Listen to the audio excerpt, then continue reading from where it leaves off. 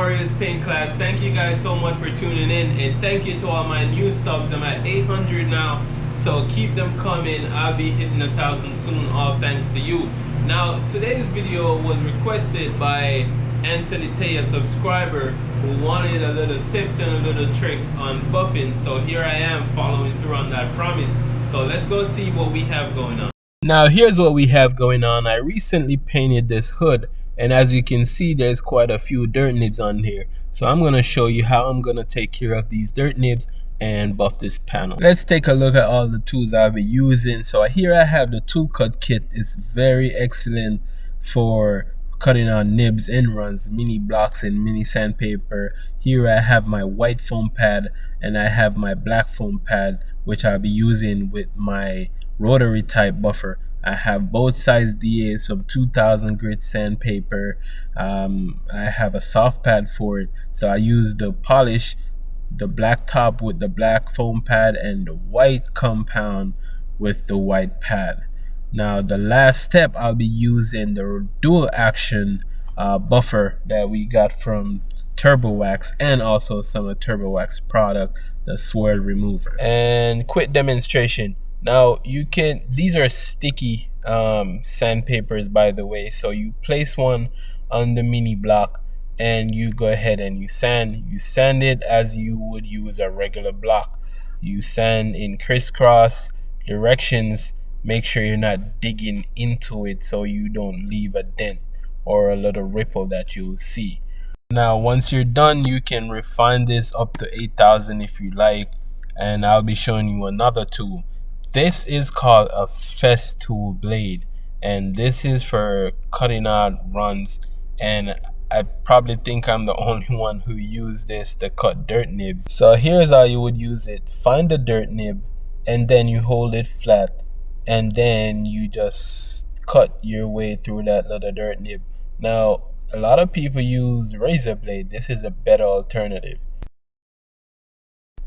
So let's go ahead and flatten out those nibs. Now you can wet sand this by hand if you want to. I prefer to use a DA, so I get the DA and I put a soft pad with some 2000 on there, and then I start to sand. Now why do I use the soft pad? The soft pad will minimize the strength of the scratches that I'm going to put on here to buff, so my compound doesn't have to work as hard to get rid of them. And I'll show you the difference between the normal size DA and the mini DA, how much less of a work the mini DA can give you. Now take a look at this. After I sanded this very lightly with the 2000 on the regular size DA, it highlighted all the dirt nibs that I need to get rid of. So now I can go ahead, put a soft pad on the mini DA.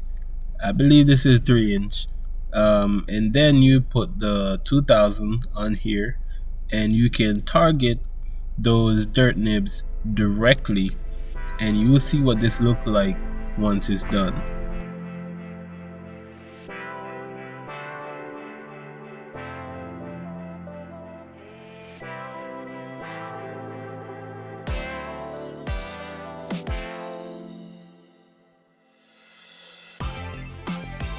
I'm all done sanding with the mini DA. Now this is what I want to show you. Do you see how much small of a space that this mini DA takes up versus the regular size DA?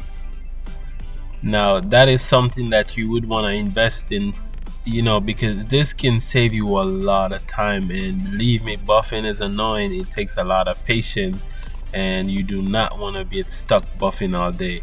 Now to just finish this up, I'm gonna spray some water over the entire panel that I just sanded, and then I use a 3000 grit sandpaper, and I'm gonna go over the whole thing, refining those 2000 scratches. It's very important to refine those scratches from 1500, 1200 or 2000, because the compound will have a hard time buffing those grit. So you can go up to 3000, 5000, even 8000. They do have those, believe it or not, and that will make your buff job just so much easier.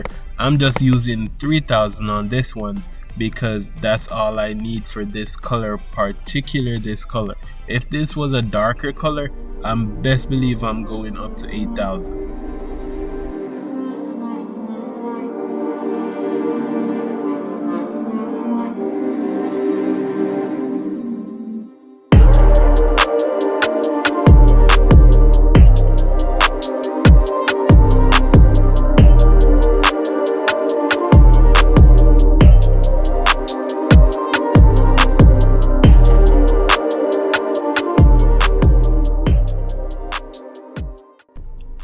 So once you're done refining those 2,000 scratches, your panel should look as dull as this or better.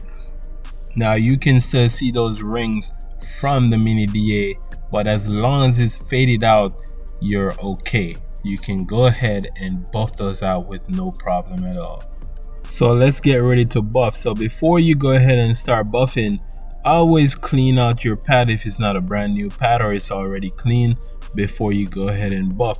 The less dust that you have on the panel while you're buffing, the better it is for you. Once you get some compound on your pad, just go ahead and knead it in first before you start spinning, because this can get a bit messy. Once you start to buff, you start at a low speed. Now start at 800 and then I go up between 12 and 1600.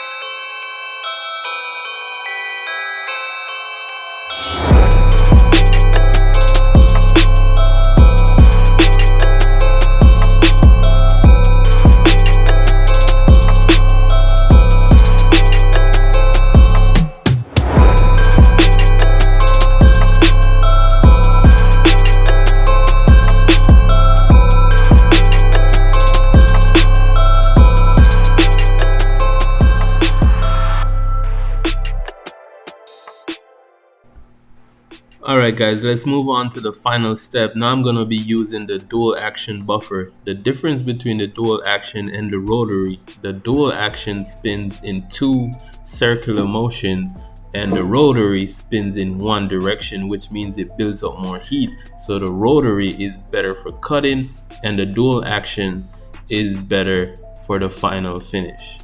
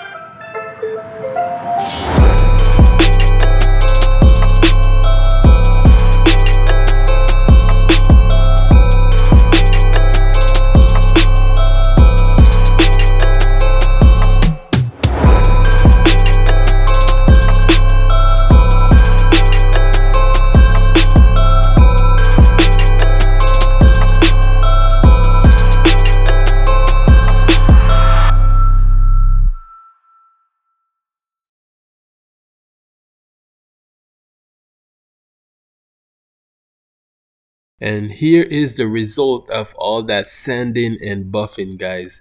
A hood free of dirt, high gloss, looking really shiny here. A lot of customers love to see that shiny stuff. So, buffing takes some time, but at the end, it all works out. The satisfaction that comes with it is amazing.